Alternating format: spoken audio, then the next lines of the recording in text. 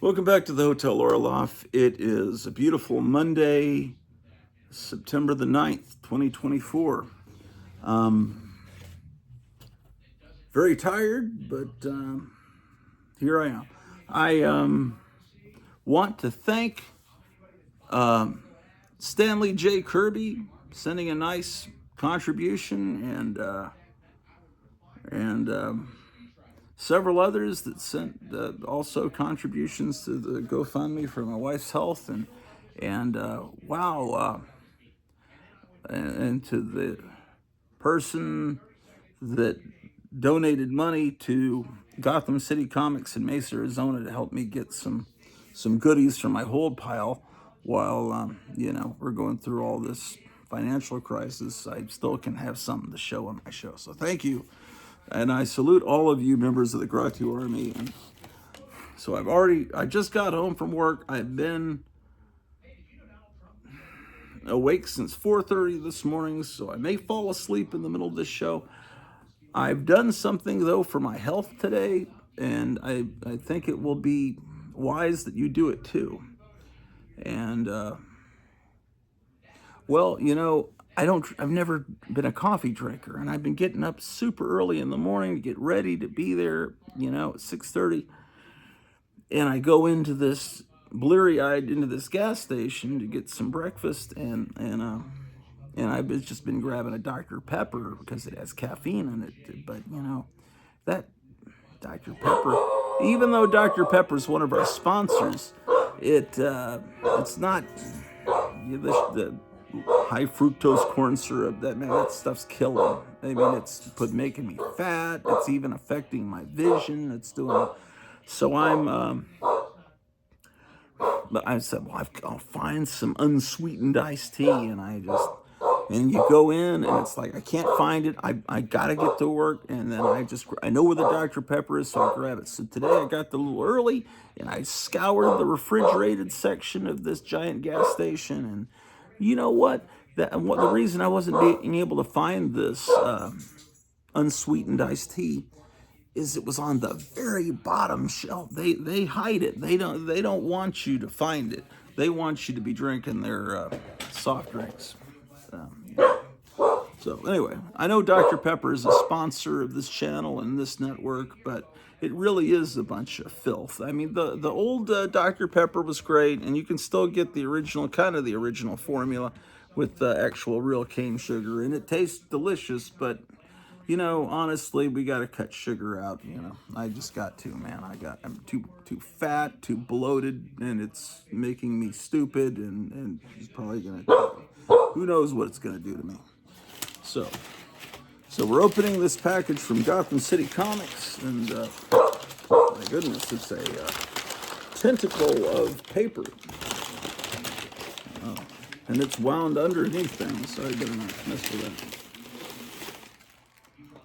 I don't know what this object is. This is going to be a surprise. Oh, I think I do know, actually. Yeah, this is, now, this is a Funko Pop, I will warn you. But it was a Funko Pop I saw, and I knew I had to have it, and my wife needed to have this, and because occasionally Funko Pops turn out something amazing. And it had a damaged box. And the Funko Pops have hideous boxes. I mean, hideous. Nothing worth saving. So it looks like, so I got it cheaper, and he, probably deep sixed the box and just sent it to me wrapped in this shroud. But I will show you this. And look at this, man. It's the Elvira Mobile.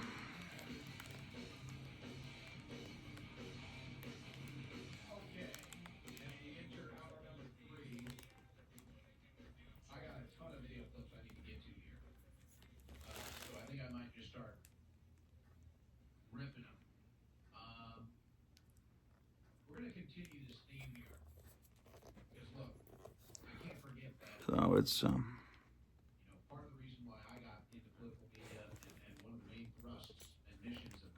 So, pretty amazing. Okay, so that's object number one. I need to save some of this packaging material because I've still got to get a package out to Jambo. And, all right. So here comes the rest of the package. And this, again, is courtesy of nice people that have... where are my... oh, the scissors are over here.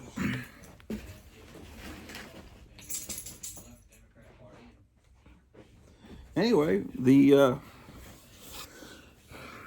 so for breakfast, I had a slice of breakfast pizza with scrambled eggs on it and a little sandwich. I don't know what you call it. Little morning. It's kind of like what the little breakfast sandwich they have at McDonald's, except it's better.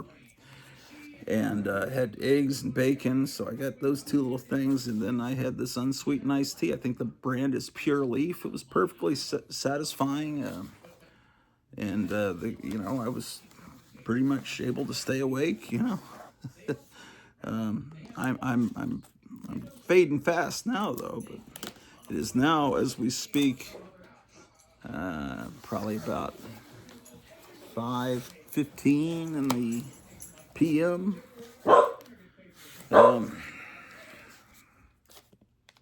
So when you order from Gotham City Comics in Mesa, Arizona, his packaging is impeccable. I mean, you never have to worry about anything being damaged in the mail. This should have arrived Saturday. The post office delayed it by a day, but that's all part of the performance. The post office slows themselves down a little bit right before an election so they can cover for the, well, we just gotta keep counting those votes, you know how late the post office is. Anyway, so whatever. Big debate tomorrow night. That'll be fun. I don't know if I'm gonna simulcast it or not, but I'm gonna be watching it for sure. Should be highly entertaining. Okay. I don't even know what's in this box. Seriously, I don't have any recollection. Oh, yes. This is really very spectacular. Wow.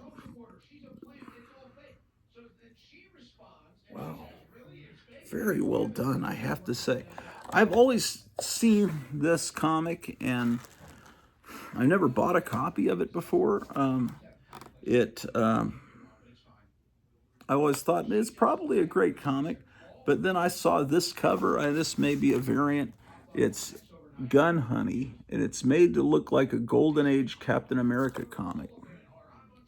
Right down to like the staple rub, it really looks old. It's made to look like Captain America #1, basically. But that is very good. Look at that. That looks like Sticky Goose a little bit. Okay, fantastic. Well, I don't know if I can open this because it may not be. Maybe I shouldn't, but let me just see. If you haven't heard, it's apparently just hit the media about an hour ago. James Earl Jones passed away. Darth Vader. He played Alex Haley in Roots 2. Great White Hope, I think, was his. He's the voice of everything. The voice of CNN, but I hate CNN. But this is CNN, and I've got it. And you listen to the entire Bible on YouTube read by James Earl Jones. I've got a clock over there that every hour on the hour reads a Bible verse read by James Earl Jones. He was in The Lion King, but no one cares about that. Let me see. Oh, the artwork is good, but oh my gosh, it's not. Some of this, I guess you could show. It's not not much. It's uh, it's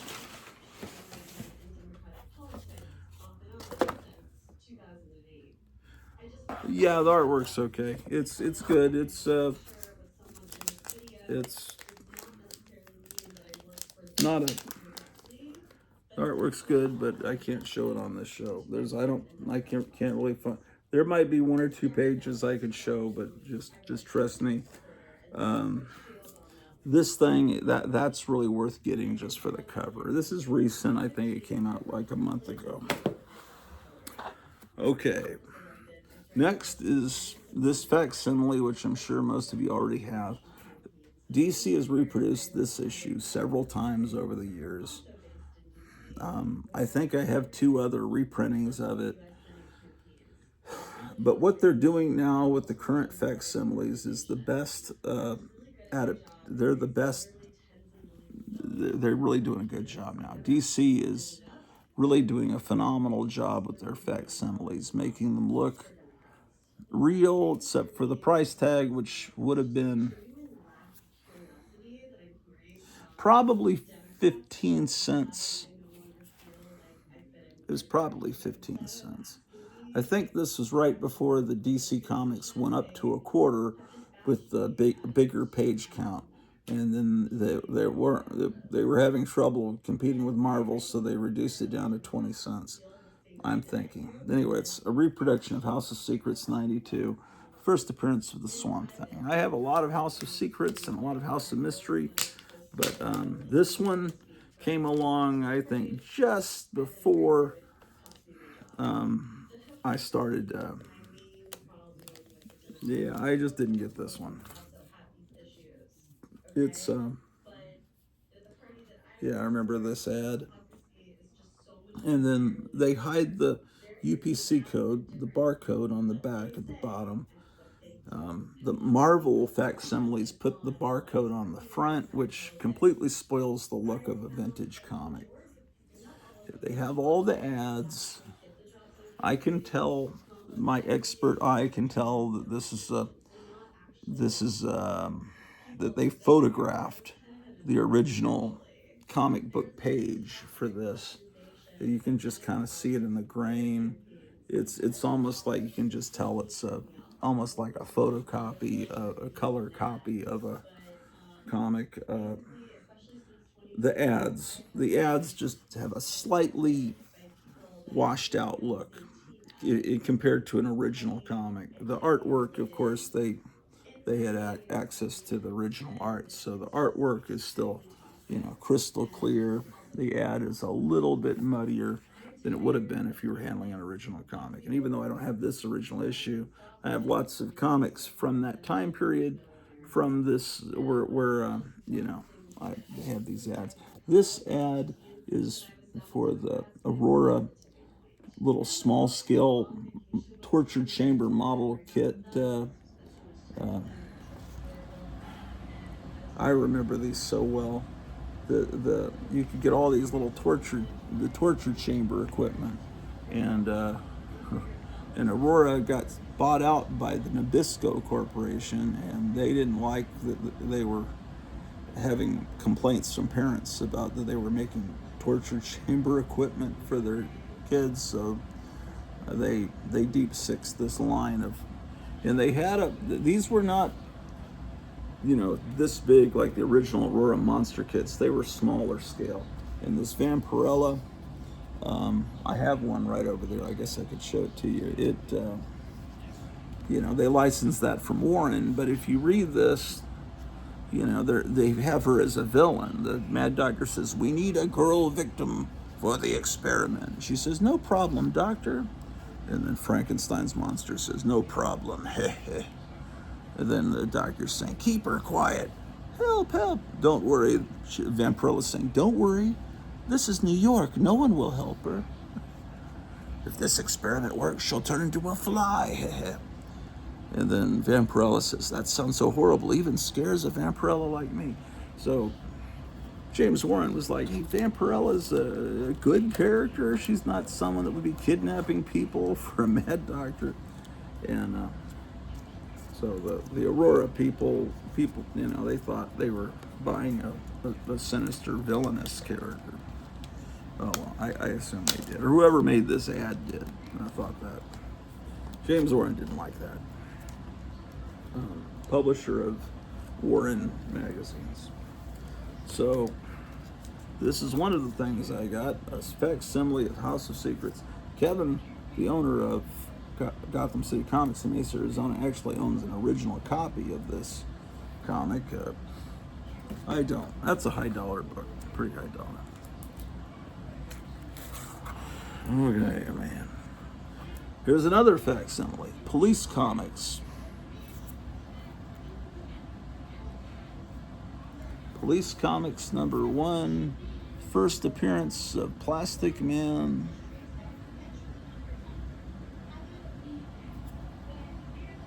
The mouthpiece. Beautiful artwork on the cover. Plastic Man is a significant character in history of comics.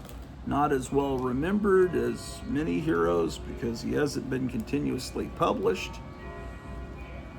You know, he kind of disappeared in the 50s, about the time the comics transitioned to the Comics Code. Not that he was offensive or anything, it's just that the company that published Plastic Man went under. And then he was brought back around, say, 1966 by DC, and then again 10 years later in 1976, and I was around for that revival, and they even made a Saturday morning cartoon out of him there in the 70s.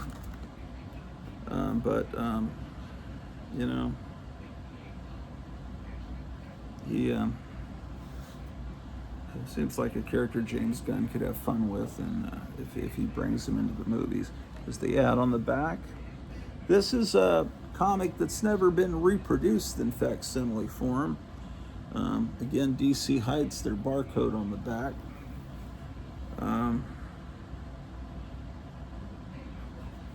What does it say? Oh, and of course it would have said 10 cents on the original comic instead of $6.99, as you see there. Looks really good. Wow, okay. This was 1941. So there's an ad for Red Ryder. The artwork is in better shape than the ads. The ads look a little bit faded. There's a great since this is 1941, this is not World War II era, although clearly everyone knew we were about to be in a world war. And then December 7th, 1941, we were plunged into that. And then this is the first. Now, this story has been reprinted many times in a DC special in the early 70s, in The Great Comic Book Heroes by Jules Pfeiffer that came out in probably about 1965. He reprinted this. This story's been reprinted, but the other stuff in this issue, really, you know, they've reprinted this origin story of Plastic Man, but you know they haven't. The other stories in here, I don't know. Wow, what is that? Nice artwork, and I mean this is great stuff. Now, Plastic Man was not a DC comic when it was originally published. I mean, Police Comics, this was not a DC comic, but DC now owns this, so, and owns these characters. It was Quality, that was the company, right? Quality.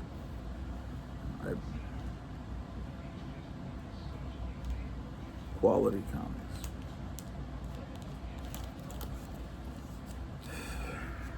Okay.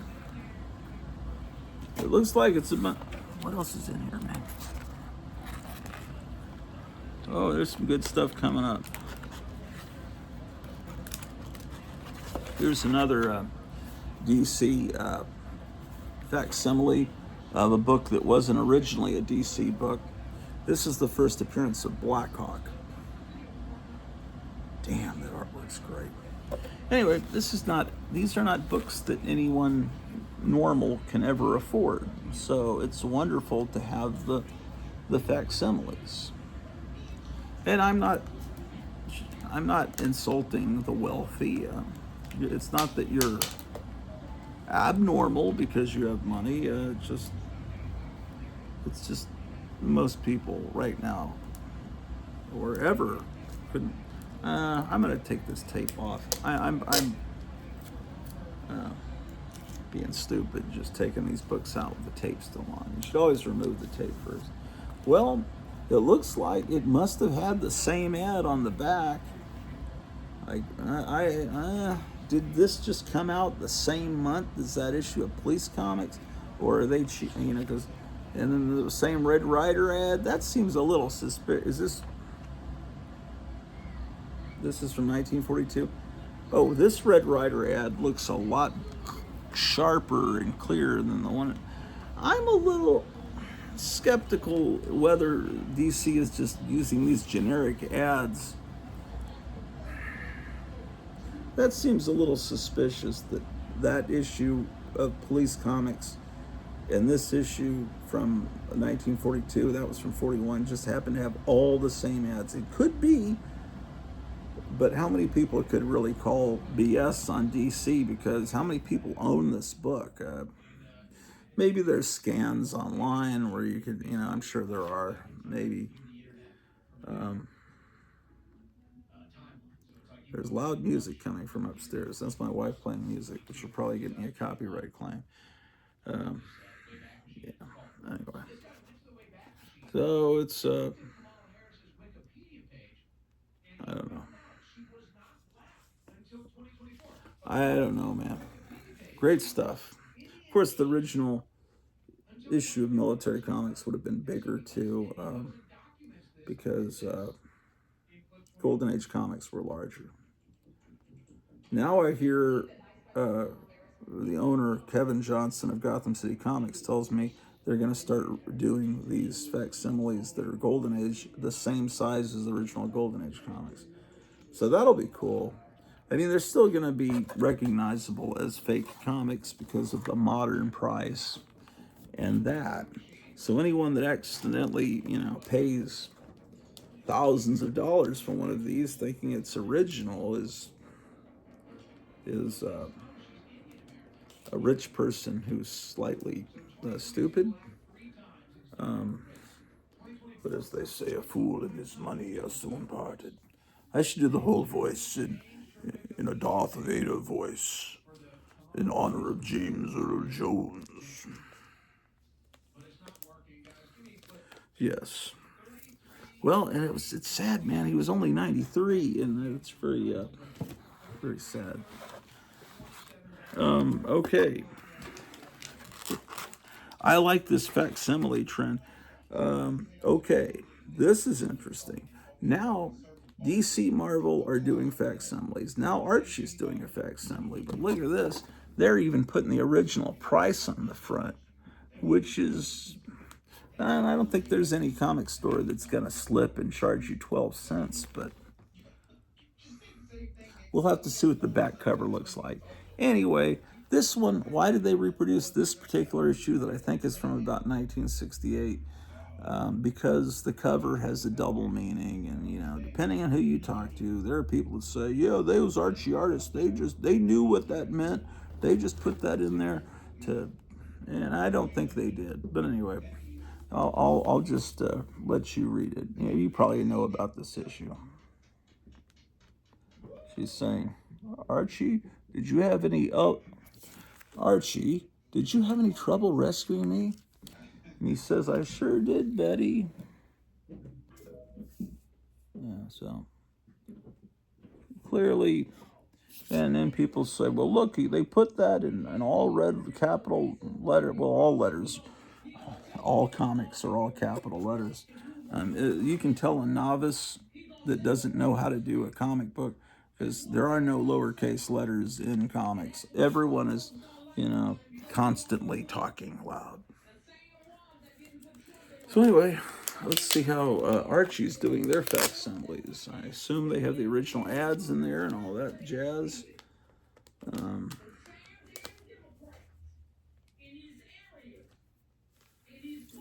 Okay. It looks pretty real. There's this ad on the back that you would see on the Archie. Oh, there it is. That's how you know that this comic actually is $3.99. It says 2024. It is possible that this could be bagged and boarded and sold as an original to, especially if you aged it a little bit, put some spine ticks into it. I don't know what the original goes for, but people pay a high dollar because they think it's so funny, but it's not real. And oh, the pages inside are slick. Yeah, so it's that. Yeah, you can tell this. That's how you can tell that it's not real. The art is very sharp. The ad is a little bit more muddy, not terribly so, but having looked at, I mean, most of the comics that I love are from this time period, the 60s and 70s, and I can immediately tell that's a very nice digital photograph of the original comic page. But yeah, it certainly does. I think I need to move back to get more light, don't I, ladies and gentlemen?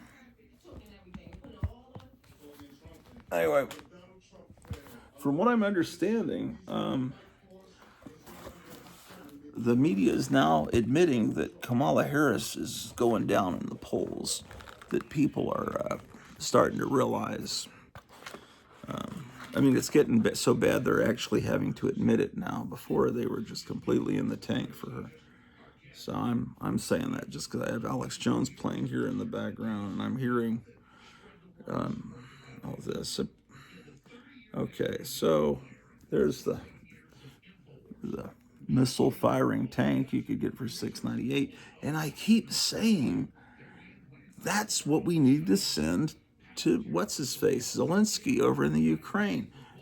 Just send him a bunch of $7 tanks, and instead of sending him billions of dollars, you can get a tank for $6.98. I see it here.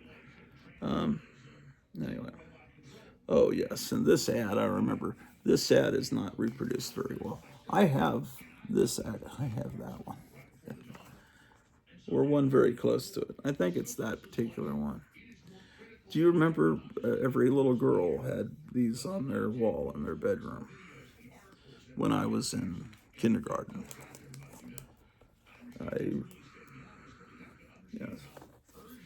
Okay, ladies and gentlemen.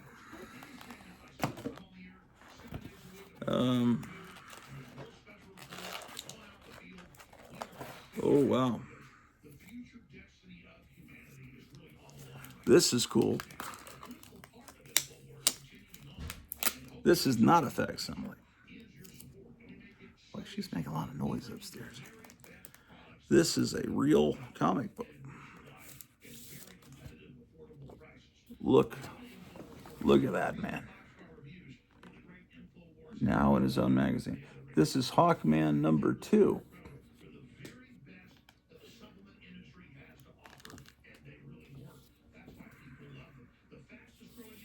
Not a facsimile.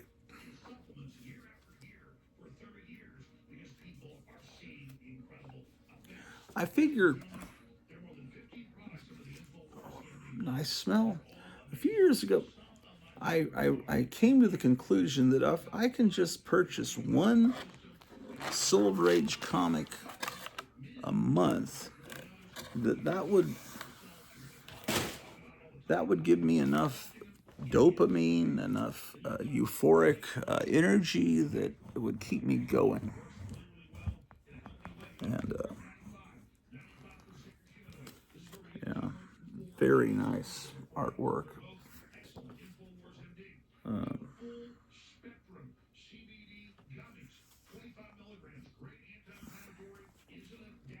And that's the philosophy I've tried to live my life by.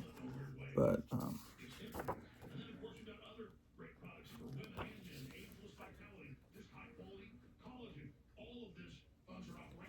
that's really nice.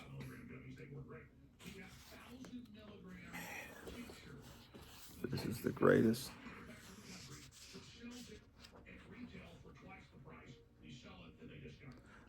Do I have Hawkman reprint hardcover books? I need to go check. This is from June, July 1964, which would mean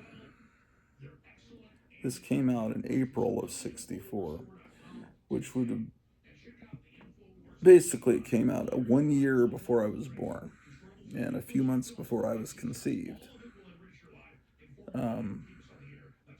Just a few months after the Kennedy assassination.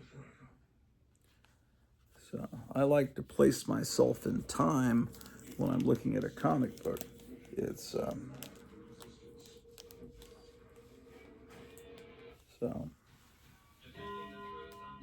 you know, the Beatles and the British invasion had just hit. When this comic was coming out.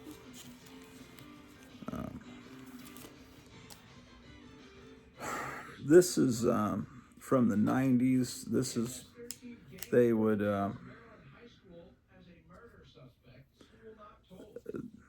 this is bound, they were doing these reprints of EC Comics back then with,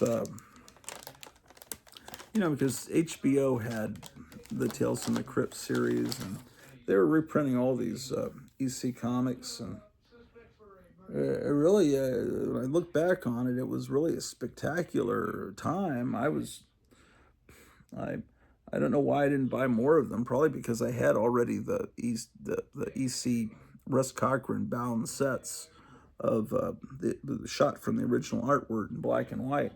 But there's something about having something on newsprint with the original coloring, you know. And what this is just they've taken 5 issues and they've just bound them together is what they've done, which is something that EC actually did. Back in the 50s, they would bind together unsold copies, and this is the first 5 issues of Tales from the Crypt, bound together. Of course, the ads aren't original ads like they have in the modern facsimiles. These are ads that are put in there at the time. This one is one that was red. You can kind of see it's been thumbed through. It's not a, you know, something that was bought by a collector or someone who was probably bought because it was bought by someone that wanted to read it and probably knew it from the HBO series. And the HBO series was based on the original stories, you know. Except they added cursing and R-rated stuff into it so they could say, gosh, look, you're getting what you paid for on HBO. Don't worry, we're almost through. Oh, there's another facsimile here. Another DC facsimile of Showcase number 22, which would be the first appearance, not of the Green Lantern, but of the modern Green Lantern, the Space Age, Atom Age Green Lantern, the Silver Age Green Lantern. Of course, Green Lantern was a character in the 1940s, but he had the same name, but he was a different person, different hair color, different name, different.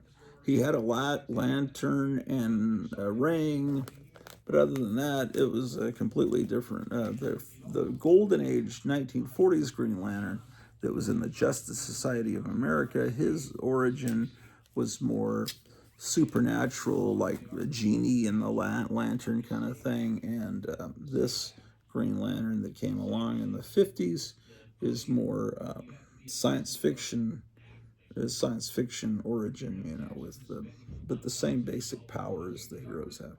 They were just trying to update the heroes and then he was part of the Justice League of America, and the other Green Lantern was the Justice Society of America. And then they explained it wonderfully that there were different Earths and alternate Earths, and and one with the Justice Society, one with the Justice League, and then every summer they'd team up. So there'd be two Green Lanterns teamed up.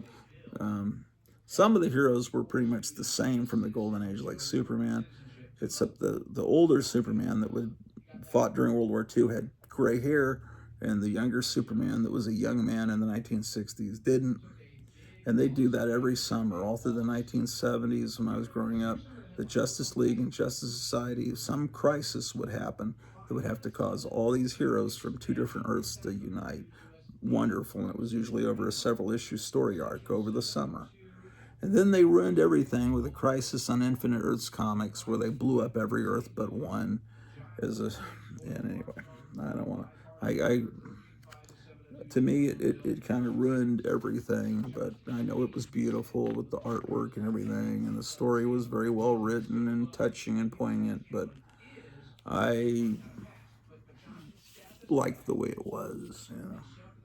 And people say it was just too confusing for younger kids to catch on and understand. No, if a kid's gonna want to read comics, they can figure out the whole alternate Earth thing. You know, I did. Okay, so that's another facsimile of Green Lantern 22. Another book I could never buy, but now I have it in a fake counterfeit form.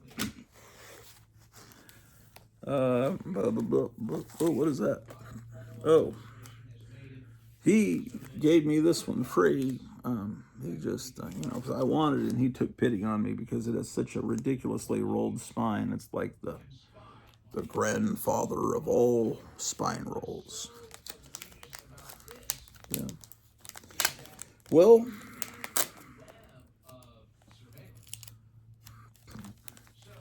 so it's Strange Adventures, which for a brief while they put Adam there and called it Adam Strange Adventures, but it was not always just an Adam Strange comic. And it's War in Washington, 1990 AD. Yeah, see how... I'm sure there's a way to flatten this. You guys all know how to do that. Strange Life, Night Tiger, all that. But what I do, I guess I'm just going to have to keep it in a Golden Age bag that's wide enough to... I don't know, man. I'm sure I could learn how to flatten a comic. Do I have the time? Maybe someday. I don't know. See how the ads originally look. I don't know. I guess when you take a digital photograph of something that's printed on newsprint, you catch the grain, and it's hard to get rid of it, and that's why those facsimiles, the ads, looked a little grainy. Look at these hillbillies, stereotypical hillbillies.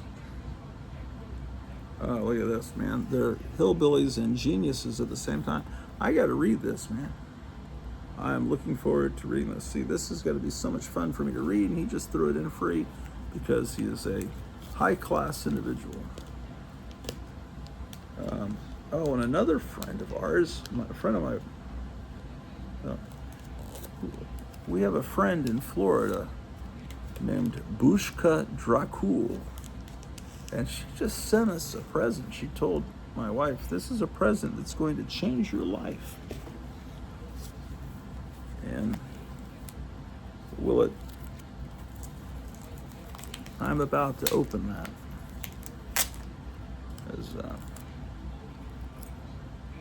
It's amazing. It's like Christmas morning here. This is a copy of Showcase.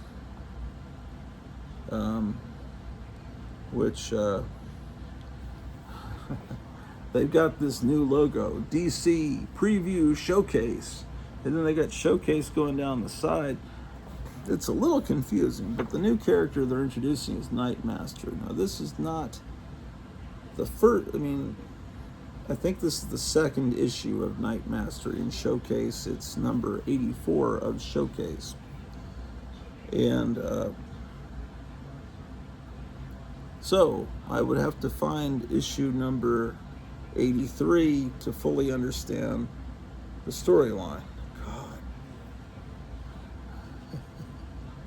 I feel like that There's a girl on YouTube. Well, I think she's really a TikTok person.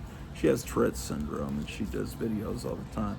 And so she goes, God damn. I don't want to do, but this is just so cool. This character, as far as I know, never appeared again. I'm probably wrong, but look at this. First of all, you got this wonderful Joe Kubert art, and then inside you open it up, and it's Denny O'Neil writing, but the artist is Bernie Wrightson. And this is from August of '69. I don't know if this is pre-Swamp Thing. What did I say earlier when I opened that Swamp Thing? Was that 60? That House of Secrets, was that 68? This might be right about the time, maybe a little bit later, after he did that first Swamp Thing. But wow.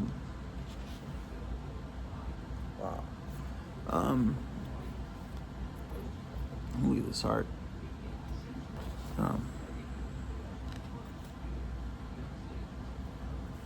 You do not see Bernie Wrightson doing superhero stuff very often. Normally, I'm used to him doing straight horror, or I've seen him do sword and sorcery. I've seen him do a Flash Gordon kind of strip in Monster Times. And, well, when Bernie Wrightson did Batman, when Batman guest starred in a very early issue of Swamp Thing, I mean, Batman turned into a horror character, excuse me, with very long ears. It's, yeah, this is a great ad. This is when they first introduced the glow-in-the-dark Aurora monster model kits. Yeah, this is something that I think, college age comic collectors and that time period would have loved. There was a certain amount of counterculture interest in comics.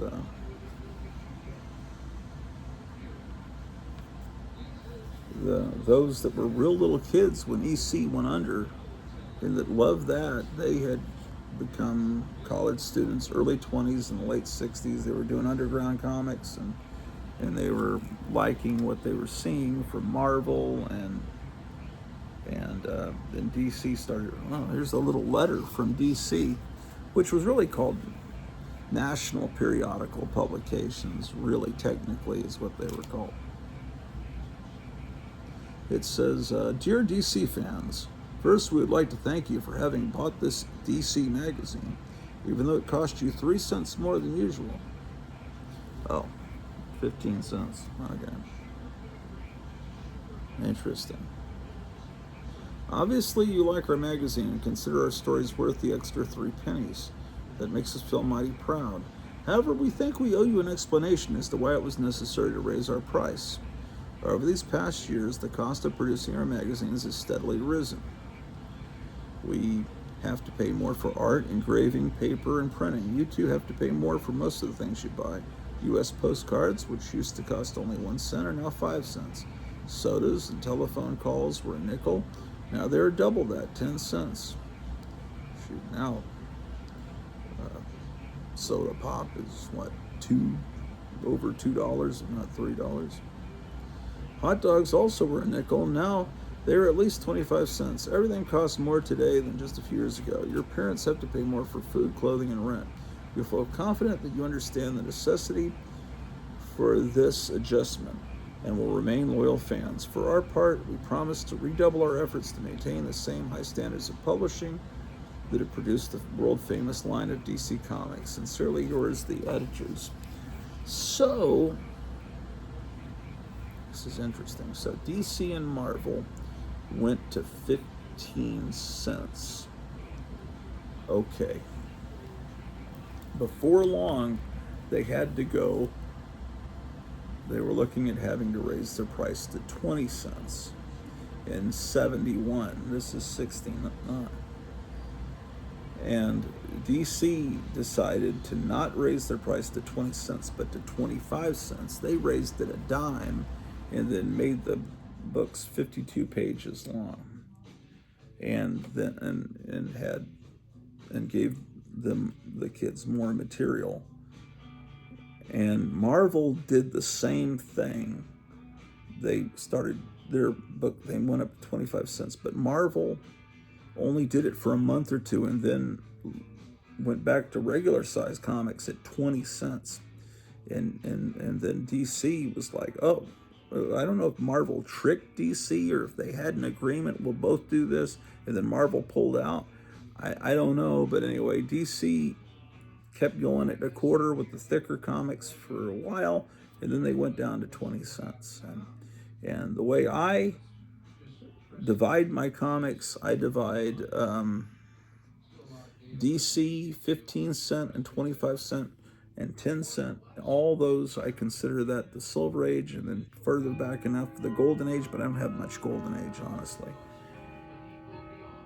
And anything, so basically what I'm trying to say is I consider the Bronze Age starting for Marvel when they stopped having the corner box and they went to the strip across the top. This is Marvel Comics Group, and they were 20 cents.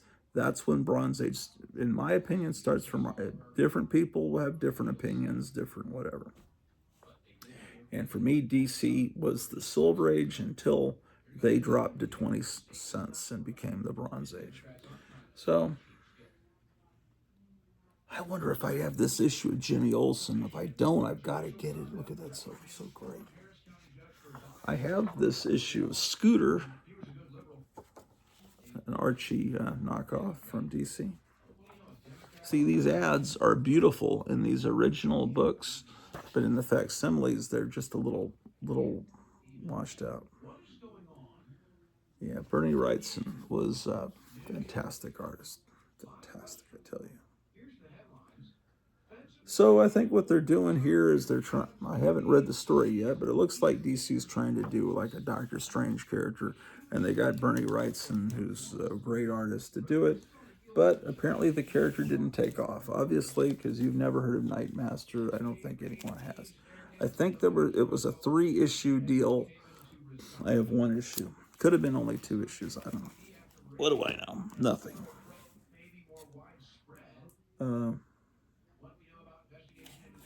Okay. Kevin found this book in a toilet. No, he found it in a box in his back room, and I told him, I don't think I have that issue. And that's a great comic.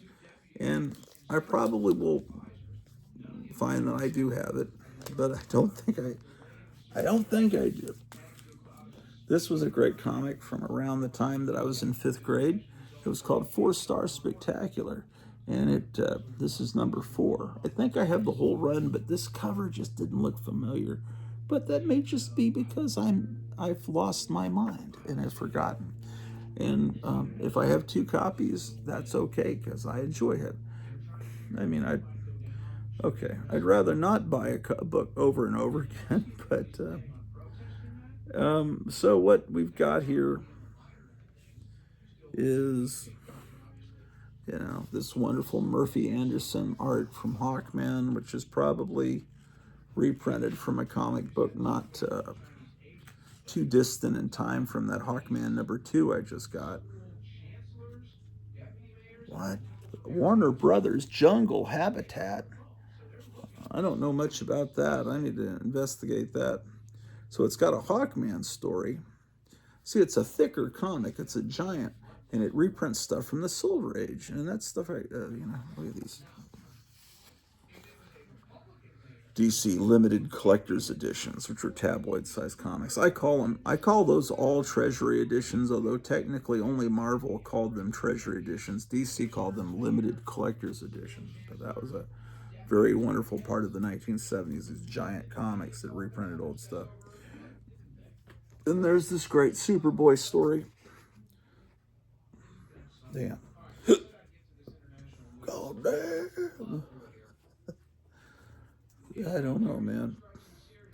Either that girl, that poor girl, is just unbelievably messed up, or it's all a big act. But if it's an act, she's a fantastic comedian. Anyway, Superboy, The Adventures of Superman when he was a boy. And then this story, which is clearly Golden Age, or, yeah, you can just tell that's early, early Wonder Woman, from the art, from the lettering style. The Wonder Woman, just great. Yeah. And interesting. September, October 76. Okay. So I count, you got to count back. From September, you go to August, August to July. Okay. So that tells you why the Wonder Woman story was put first prominent at the beginning of this book, because the Wonder Woman TV series started in late 1975. I was living in Washington State then, and though that first season was so great, it was on. The first season was on was it on a different network? First season was set in World War II. That was my favorite season, and then the second season, I think it was started on ABC, and then it went to CBS. I think it went to CBS because I think it was the same network that had the Incredible Hulk.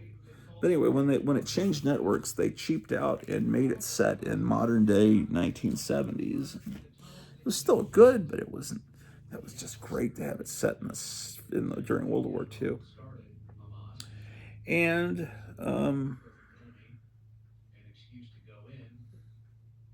okay, so the Wonder Woman series was on the air, and that was the summer before the second season, and that's why Wonder Woman's front and center. Okay, here's here's a real Golden Age comic, or, well, you might not call it Golden Age. It's actually, it depends on your definition of Golden Age. I believe this is early 1950s. I could be, maybe it's late 40s, but early 1950s, I consider that to be um, the Atom Age, the Uranium Age. It's just the World War II comics to me, and right after to me were the Golden Age, and then after that, comics had a different character. They got into crime and horror, and they felt different than the Golden Age, and so some collectors, and I am one of them, consider that time period in the 50s until 1957, when the Silver Age started with the first new Flash. Anyway, it's Marvel Family number 65. Let's see what year it is, actually. I mean, I think Kevin told me the other day, but I've forgotten. So, because, yeah. It's, certainly, it's not a mint condition comic, but I can't afford mint condition Golden Age comics. But it's got this wonderful ad on the back.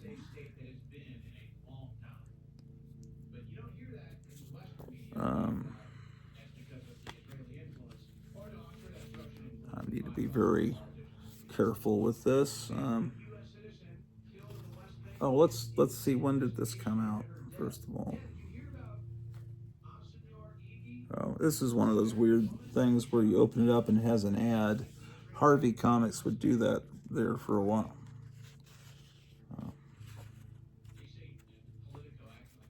Let's see. Okay, here's the Indicia, November 1951, Volume 11, number 65.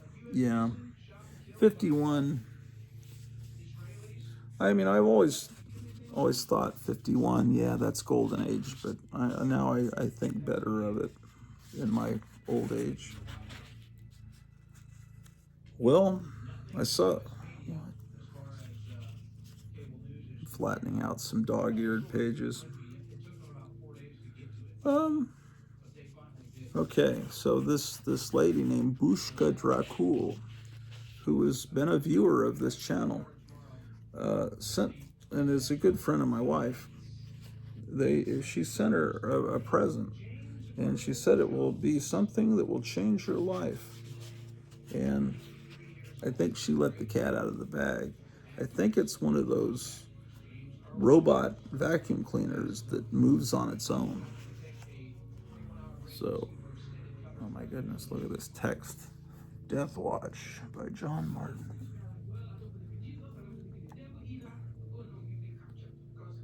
Yeah, I'm just nervous about handling this book because Kevin told me it's the cover is barely hanging on by one staple, and so I'm just like, I'm nervous about it, man. It's terrifying because it's like you're handling the Dead Sea Scrolls. it's well, not quite that old, but it's a over 70-year-old comic. Um, oh, that's the dog going up the stairs. Okay.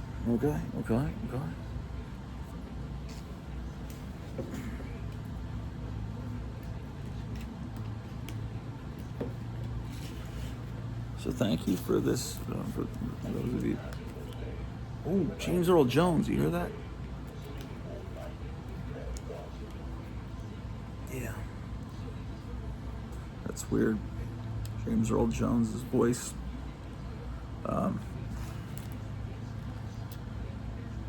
Yeah, I first saw that James Earl Jones announcement on Facebook, and I thought, oh, this is probably one of those scams. They always have, RIP, whatever, and it's someone that died 6 years ago or someone that's not dead.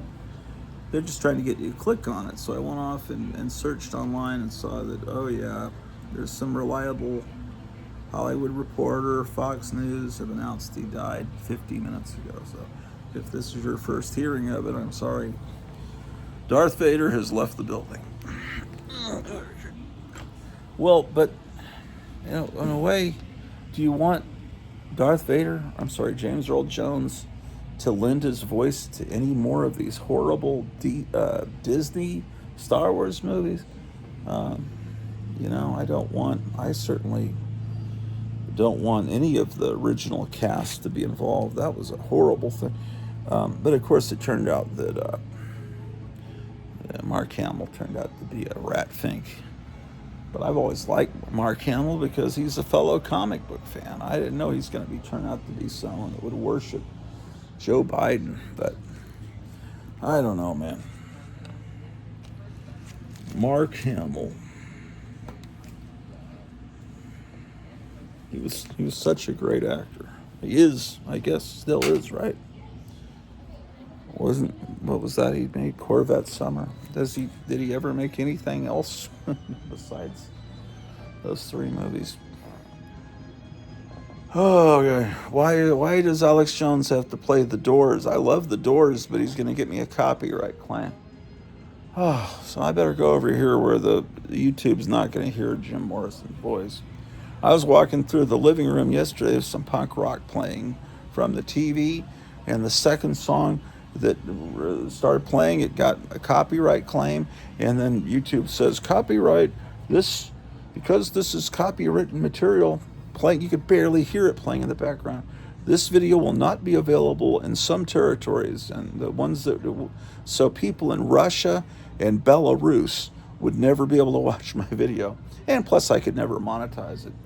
And so they say, here are some options. You can delete the segment with the song, or we have a new feature. YouTube has this new feature where they can get rid of the music, but leave your voice, your talking.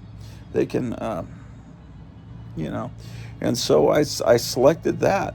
And so right at about, if you watch the beginning of my last video, episode, I think 1040, right, all of a sudden my voice gets a little bit, it sounds a little bit muffled, And that's the part where they're cutting out the music from underneath me. But anyway, now there's no longer any copyright. I'm just waiting for I got to go over here while Jim Morrison finishes. Oh, this would be a good time for me to look to see if I have that Hawkman stuff. Okay. Okay. Oh, down here. There's Plastic Man, Metal Man.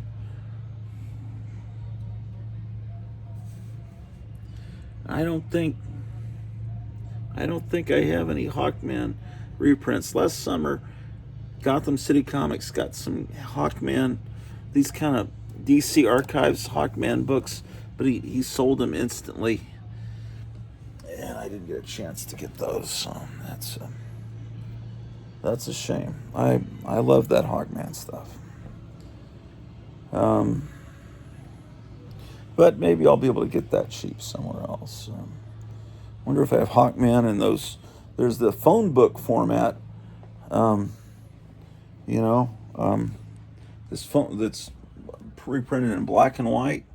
Do I have any Hawkman? There's Haunted Tank. No, I don't have any phone book style ones either.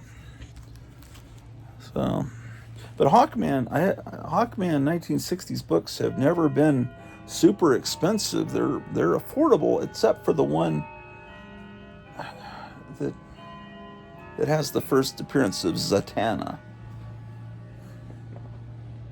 Damn, man. Okay. Oh, the vacuum cleaner.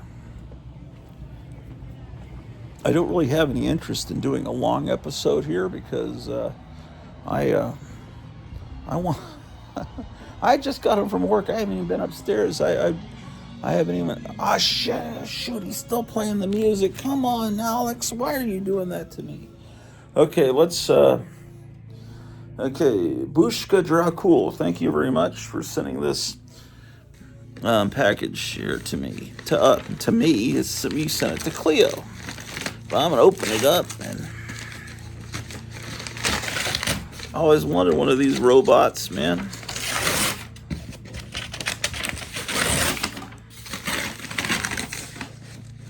Oh, it's called Robo-Rock. Robo-Rock. That sounds like some kind of foreign 1980s music. Robo-Rock. Hold on, ladies and gentlemen. Just think tomorrow we're going to be eating dinner, looking forward to the Kamala Harris debate, and then we're going to have so much fun watching that debate, and then our lives are going to change based on that debate. She's going to do horribly, and then they're going to do some horrible mischief to distract us from that.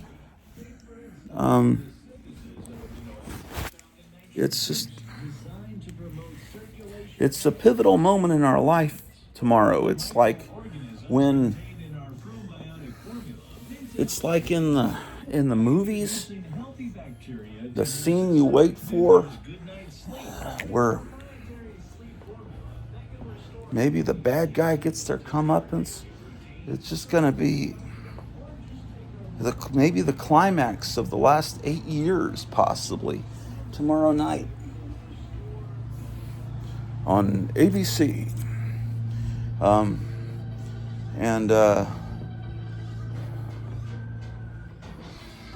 I don't know. I'm excited about it. To me, it's more exciting than the Super Bowl, all that stuff.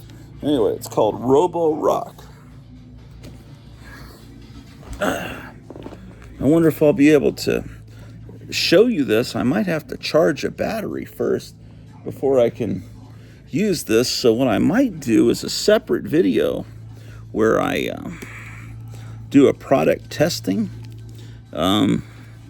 And then people that are interested in buying a Robo-Rock will click on my video and then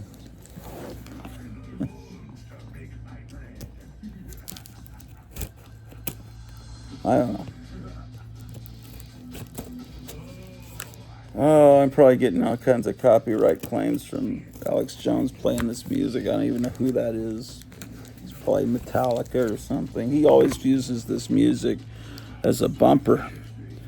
Or is it uh, that, I forget the name of that band. I signed to Nubaten or whatever, or some, or that German band. I think it is them or something. Golly Moses, stop playing the music. How do I just want to sit in the, oh, how can I turn the sound down? You should be able to have music in the background on a YouTube video. It shouldn't be a big problem. How do you go and film at a state fair or a carnival and not have that music in the background? Then it, YouTube is just insane.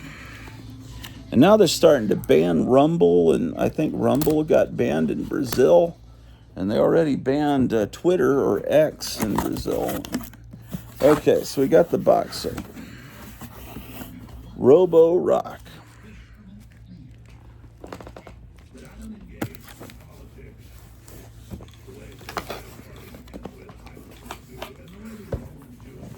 Come on, man. Boxes within boxes. It's like one of those Russian dolls, nesting dolls.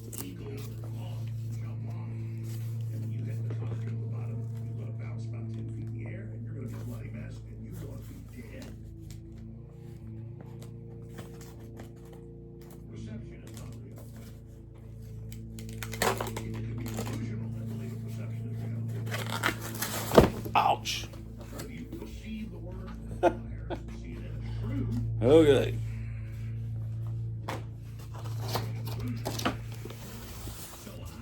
Well, I'm not sure what that is. Some kind of filter. What is this? But I'm not saying this to create an aura of invincibility so that the left page. It's the user manual. Is there nothing to follow? Though that's now happening. Oh man, this looks complicated. I may need to do this on when I have more rest and more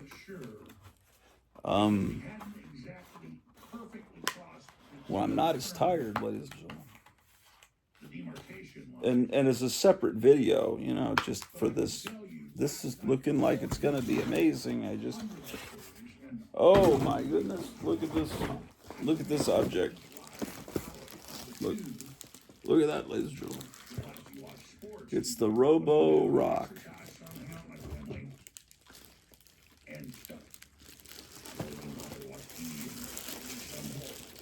Robo Rock. I remember when Rock was young. What?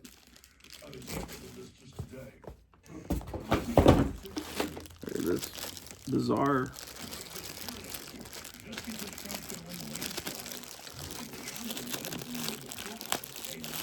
I'll just tear into this, man.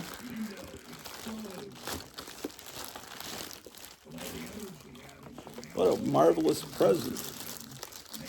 But hopefully I don't have to have a master's degree to figure out how to operate it. Okay. Robo Rock. Okay. What is this nonsense? Oh, maybe that's actually something that cleans the floor. Okay. Okay.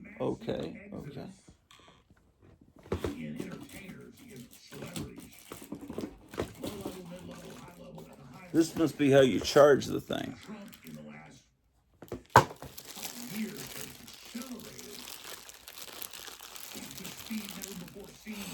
Okay.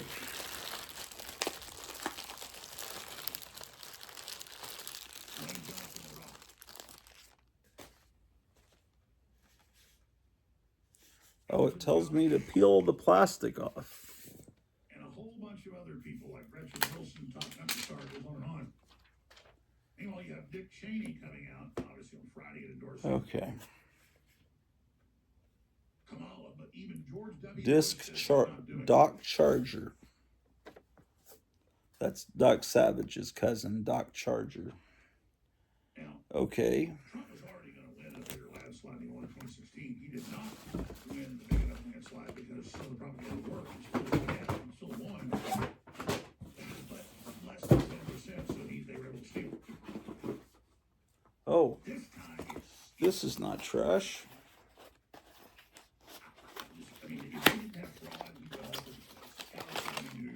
Ah, an electrical charging cable.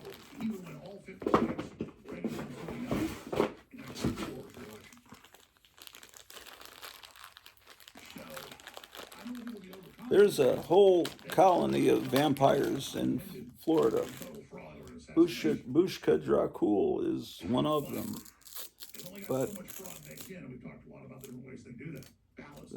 Florida is the perfect environment for vampires. Okay. Okay, ladies and gentlemen. This must... Ah, yes, look. You plug this into that. So far, it looks rather not complicated. Let's read these rules for radicals. Okay. CNN polls are still skewed towards Democrats, but not completely skewed. He's winning. Oh, this is actually not a piece of trash, but it's something that is needed. And when they do specific polls locally, I believe, that are scientific, Trump's got double-digit leads on Kamala on issues. So how's he double-digit in all the polls on issues? We're talking 25, 30 points in many cases. But always over 20. And then, how could... These directions that don't have words, just have numbers. And then you can't read any... Oh, reading glasses. Oh, got it.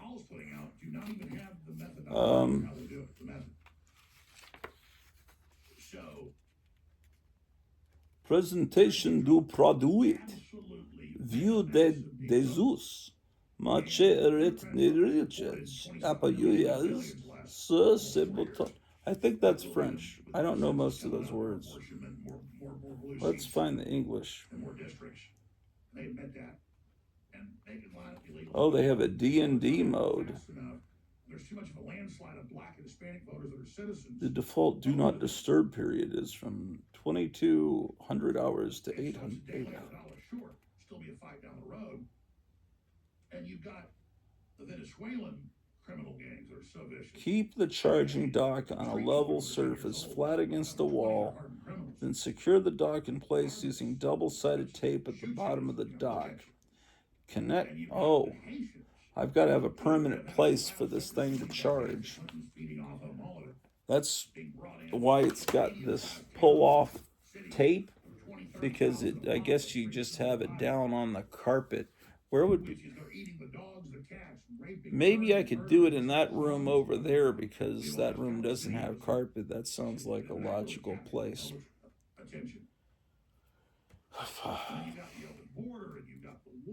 I'm going to just read this manual and just do this tomorrow when I'm not as... I don't know if it's a word my wife made up or if it's a real word that other humans use. Hangry. Hangry means you're angry because you're hungry. But, so I'm currently hangry. Sometimes I'm angry because I'm not hungry. Anyway. Fantastic. Oh, there was something. I was just... My wife got something from Glenn Danzig. Glenn Danzig sent her something. Man.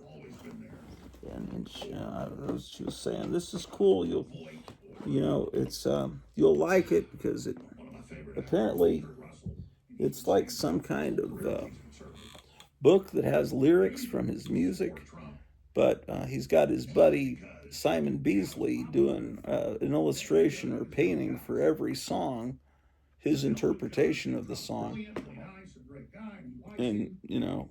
Glenn Danzig's does his own comic book line. I know Simon Beasley is one of the guys that works for it. So, what's happening in Alex Washington? Jones is talking about all these people, celebrities like The Rock and Elton John, all of a sudden saying really nice things about Trump. So Everything says a lie. apparently Elton John was asked by some interviewer, "You always never really liked Donald Trump, right? But what do you think about him using your song Rocket Man to insult the King of North Korea?" And he says, "Oh, actually, I thought it was very funny, very amusing, and he's always come to my concerts, and he's always been wonderful, or something." And then he says, "I actually thought it was very funny. Donald Trump gave Kim Jong Un told him, I've never heard of the song, this Rocket Man. What is the song?"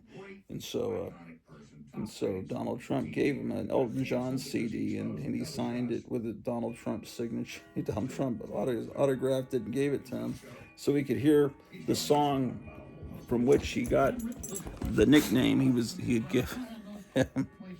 And I thought that's a great story, and Kim Jong Un apparently was in tears when Donald Trump described to him what North Korea could be like, with golf courses and casinos and beach resorts, what it could be, and that the people don't have to suffer. He was in tears, and he says, "You realize I'm under the thumb of China." And he says, "Yeah, this is all from what I've heard."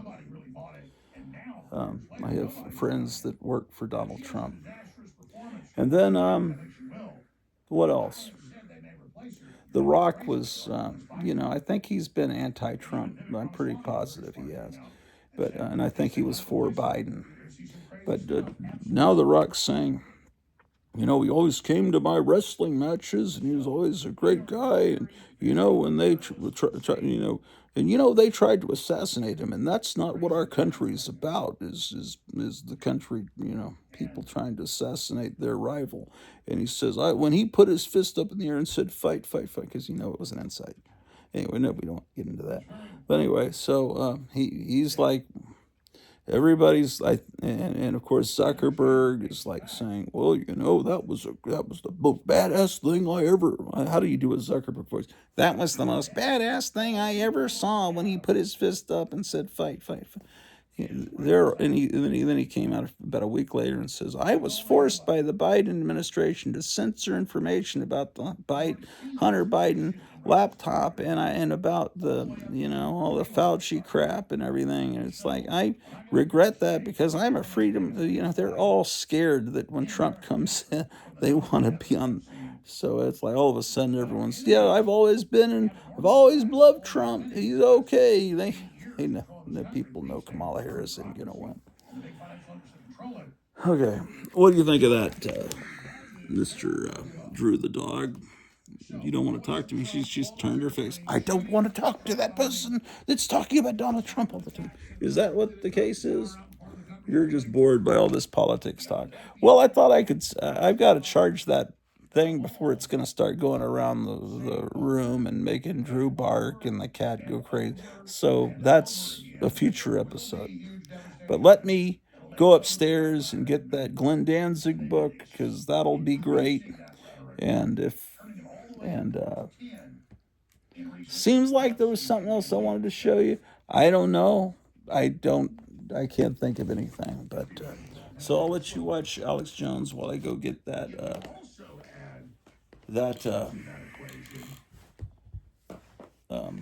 book, which probably has no illustrations that I could show on YouTube. The Russians have been pouring massive numbers of troops into Ukraine, hundreds of thousands in the last few months, on top of what were there. They have massively increased their missile attacks with ballistic and cruise missiles in the last 5 days, and they are blowing up Ukrainian military bases and troop formations everywhere. And basically, the estimates are increased the amount of troop kills against Ukrainians tenfold whatever happened. So Russia was holding back the last 2.5 years, and now is sending in, it appears, more of their main force, because they sent in conscripts and, you know, kind of their National Guard level people. That's an old military tactic to use up your less capable forces to suck up the enemy's weapons, cash. That's why they have the term cannon fodder. You feed people to cannons. That goes back hundreds of years. And then later you bring in your elite forces. And who's not even committed those yet. So that whole thing is deteriorating out of control. But it really is a giant, massive announcement that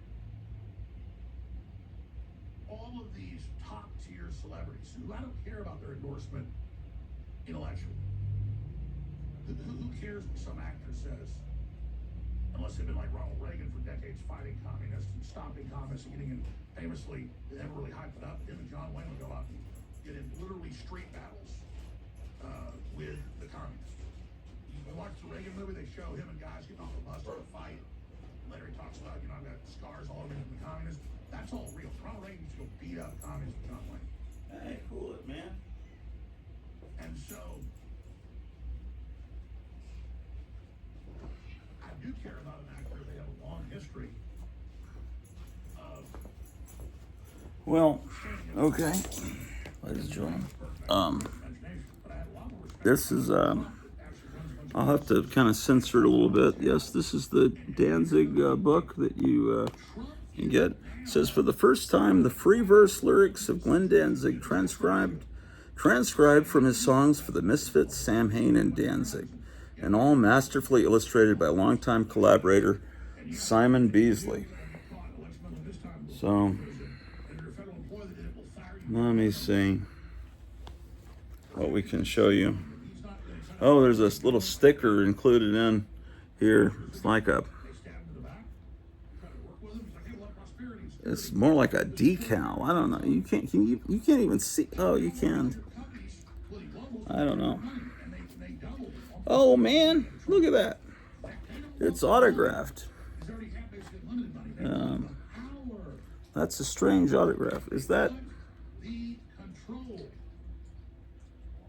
Yeah, Glenn Danzig. Yeah, there's a big D in this. Okay, incredible. We want your soul.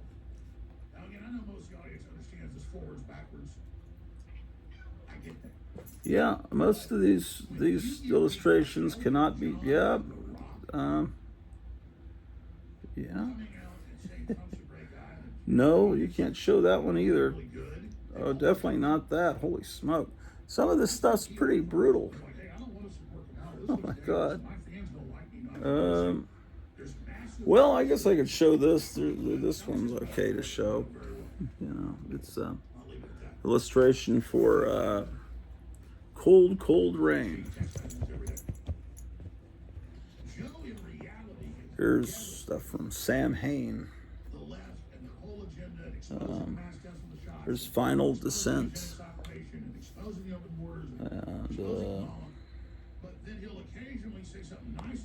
And yeah. Yeah, most of this is not possible to show. Oh, here's the Misfits section.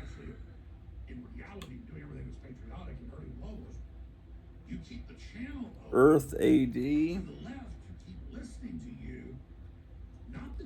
Hell, ooh, no, I can't show that one. Hellhound.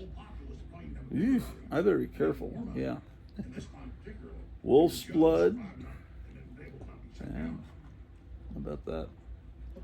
Oh my gosh. Die, Die, My Darling. Yeah. Yeah, it's best that you just get your own copy of this. I can't show too much of this. Yeesh. Well, no, you can't show much of that, ladies and gentlemen. But it's wonderful.